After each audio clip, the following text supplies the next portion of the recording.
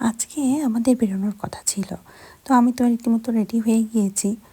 দেখো, আমার বাবাটা যেই দেখেছে আমাকে রেডি হওয়া, মানে ড্রেস আপ চেঞ্জ হয়েছে যখন, তখনই বুঝতে পেরেছে আমি বেরোবো। তারপরের থেকে ওই আমার পেছন পেছন।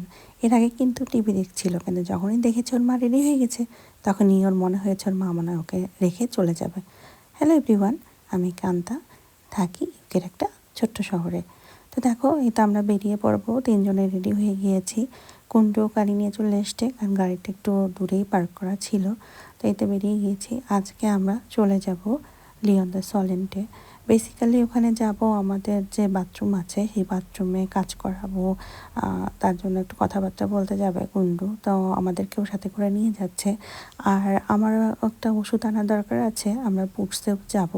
দ্যাটস ওয়াই একসাথেই আসছি, আর অনেক দিন হলো তো বেরোনো হয় না।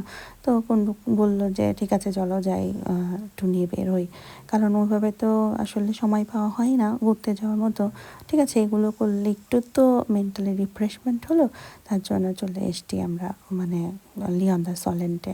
আর আজকে না ওয়েদারটা বেশ ভালো ছিল, জানো তো, মানে একটু গরম গরম ছিল। ওই হালকা পাতলা সোয়েটার টোয়েটার আর ক্যারি করতে হয় নাই। তা আমরা সবাই তো আমাদের মতো করে বেরিয়ে গিয়েছিলাম।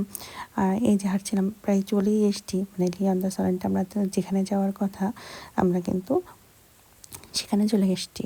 এই যে তার বাথরুম সব এখানে, এর ভিতরেই কুণ্ডু ঢুকেছিল, আর আমি আমার বাবাইকে নিয়ে বাইরে দাঁড়িয়েছিলাম, কারণ ট্রলিটা নিয়ে না, মানে বাগিটা নিয়ে এর ভেতরে ঢোকা পসিবল ছিল না, আবার ঢোকাবো আবার বের করব, এর জন্য আর আমি যাইনি, বাইরেই দাঁড়িয়েছিলাম। ছেলেটাকে একটু জল দিলাম, জল খাচ্ছিল।